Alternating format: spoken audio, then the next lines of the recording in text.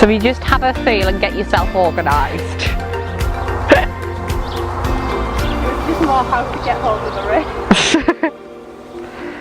wrist. Just waking this phone up with the app on. It's not going to make noise. So, what? No, we'll put the phone on silent, we'll do that as well. So what we're going to do in a moment is you can choose whether we'd like to assess walk, trot or canter first. Trot, go trot. Okay, and then what will happen is we'll set everything up with this app so that it's connected to a box. Yeah. We can put the phone in your pocket, and then you will just go and work in trot and set up a trot that you feel you're happy with. Okay. When you're happy, you'll press that big blue button in front of you, and then you're going to keep the trot for 30 seconds at least. You can keep it for a bit longer if you want. And then we'll put it on silent so it'll just vibrate, or I'll time 30 seconds. Yeah. You can have a bell if the bell's not too scary. Bell would be But bell will be terrifying, Larry, so we'll play safe. And then we'll get some scores in terms of the rhythm in each rein, so how well you're flowing as one, Yeah. your contact, so how much weight you've got in each rein, and your consistency, so how much it varies over time. So that's the basic starting point. So I'll just let you have a try, have a play, you'll see what it does, and then we'll talk about what strengths and weaknesses that shows and what you think we can do to improve it.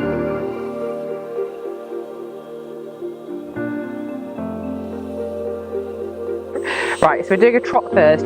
You can actually set it so we could do a couple of things in a row, but we'll just do one so you see how it works. Let's press start. I'll press this once. Red light mean we're on. Okay. Then we should get blue light. Yeah, blue light. Let's see if I can pick black. Yeah, he's got one out behind, he's just chilling. Right, so you can pop that in your pocket.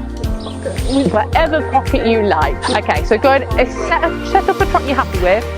When you're happy, press your button once, the lights start flashing green. That means you're collecting data. And then you're just going to keep the trot for 30 seconds or longer, depending on when you're happy. We just need at least 30 seconds to assess the rhythm accurately. And then you'll press again and we'll have a talk about the scores.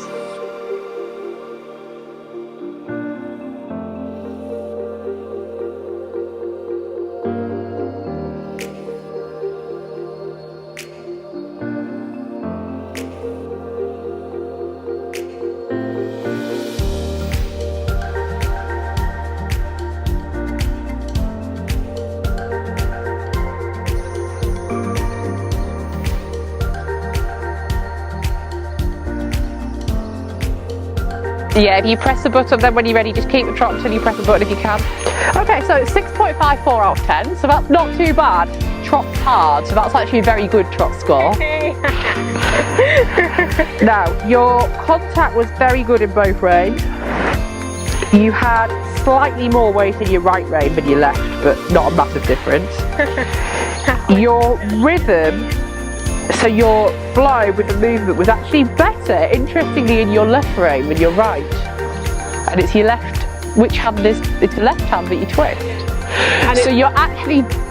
Emergency brake. Yeah, but actually you were softer down the left side of your body in terms of flowing with it, which is quite interesting, because often if you turn, that drops the rhythm score, but you got 8.83 for rhythm in your left rein and 7.98 in your right rein, which are both good scores.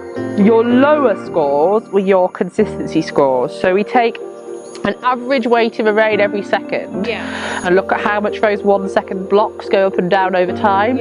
So 7.94 in your left rein and 7.62 in your right rein tells me there was a bit of variation in the weight of the contact. Now there's moments with him, I'm guessing, where he backs off a bit when he's unsure. Or he like slightly starts dropping. Yeah, but your shoulders are different too. Yeah. We've got some of the nice stripy jackets, so we'll take some pictures and show you, and then we'll collect some more data once you've thought about that.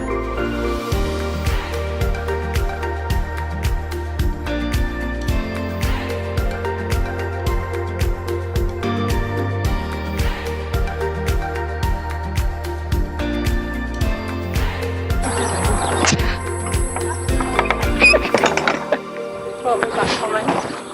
She's going to be making you a jacket. So you can see that your right shoulder is quite a lot higher than your left. Yeah.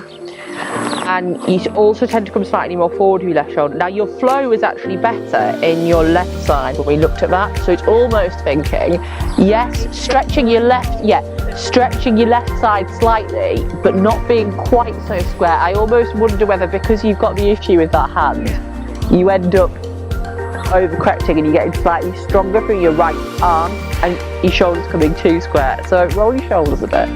Oh, it just Right, excellent. I'm just trying thinking about softening, relaxing that right shoulder slightly and just watching you don't collapse down that left side. So think you've got an extra rib in your left side, but you're staying soft through your shoulders. like this. Not so extreme, yeah. It's not a big correction.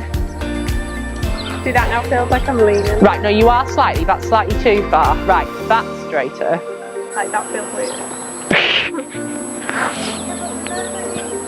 Yeah, I was going to say. Well, no, it is harder, and we don't expect either to be able to create perfection. And I know when you're riding a horse that's crooked, it's really difficult to do that. Yeah. So it's just something that it's helpful to be aware of. I can see that he's crooked as well. If I look at his front feet, you can see that he obviously moves differently.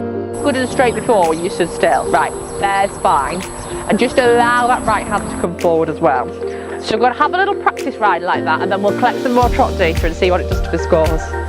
See whether we improve it or whether because you're overthinking it gets worse.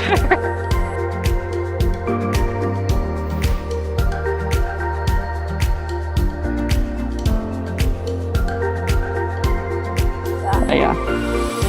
Oh look! Off my leg.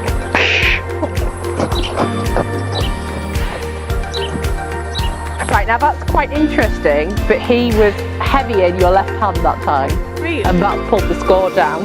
Because he was quite a bit heavier in your left and your right, and he got too heavy in the left. Yeah. So let's do one more. Yeah.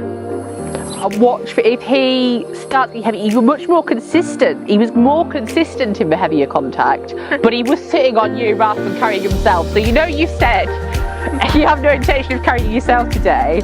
Well, in your left hand, that was very true, and he just wasn't bothering. Yeah. And then he was inconsistent in the right range. If it's me or the horse. No, well, no, because we're measuring the connection between the two of you. We can't split it up.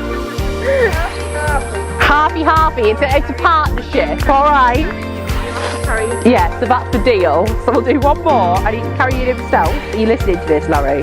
Then don't get disheartened if it says, right, well, it was too heavy that time. Just think, right, well, win the argument, set it up and start again.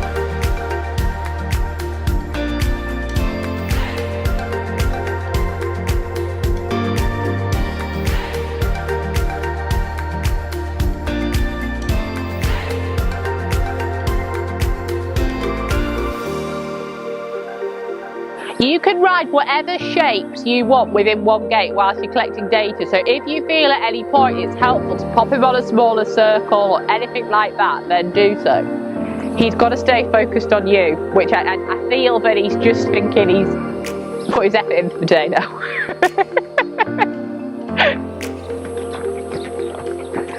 Before you start collecting your data, you can use some transitions and stuff as well. Anything that helps, just try and re-engage his brain. He's gone on to I'm just really cool mode now. Really lazy is the fact that he won't carry himself in a small top.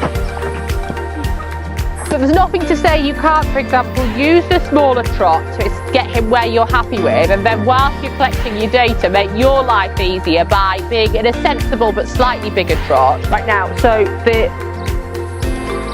contact was much better that time. Yeah. In fact, he was actually slightly heavier in right rein, if anything, but it was good in both reins that time. The consistency dropped, Larry. I wonder why. But the rhythm scores were quite good in both hands. They'll have dropped a bit because it was still collecting when you came back to walk at the end, but that was better in the contact. Well done. Better rein weight. You are funny.